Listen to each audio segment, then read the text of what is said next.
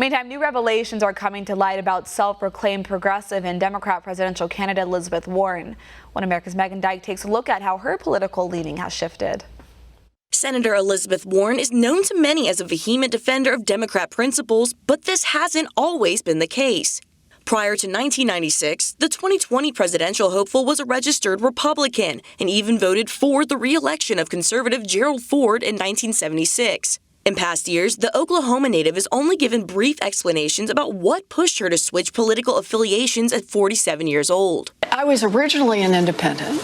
I was with the GOP for a while because I really thought that it was a party that was principled in its conservative approach to economics and to markets. By this time, Warren was already a professor of financial law at Harvard University. But according to a former school friend of Elizabeth Herring, her maiden name, the self-proclaimed progressive was a die-hard conservative.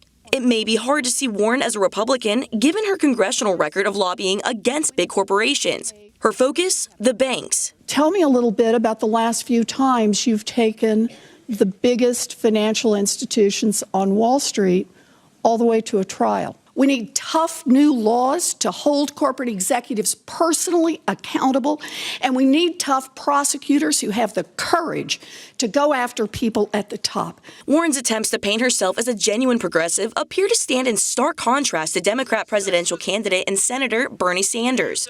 In terms of social and political ideology, unlike Warren, Sanders has remained shockingly consistent as documented during his decades in public office. The police officers in our particular city are earning their trade unionists, and they're earning very low wages, and along with many other workers in our city, want some fundamental change. I'll tell you who I'm worried about.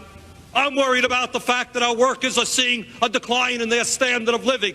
This latest revelation follows ongoing backlash over the false narrative Warren pushed about her having Native American ancestry. In the time since taking a DNA test which refuted this claim, the senator has been forced to reckon with outrage. I told Chief Baker that I am sorry that I extended confusion about tribal citizenship and tribal sovereignty and for harm caused.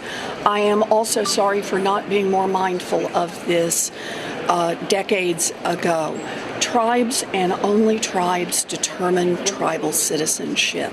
It appears the Democrat Party will ultimately have to decide if Warren's political flip-flopping is too large of a threat at the polls come 2020, which could hand President Trump another victory. Meghann Dyke, One American News.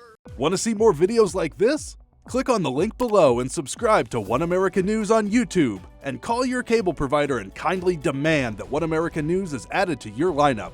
Call and subscribe today.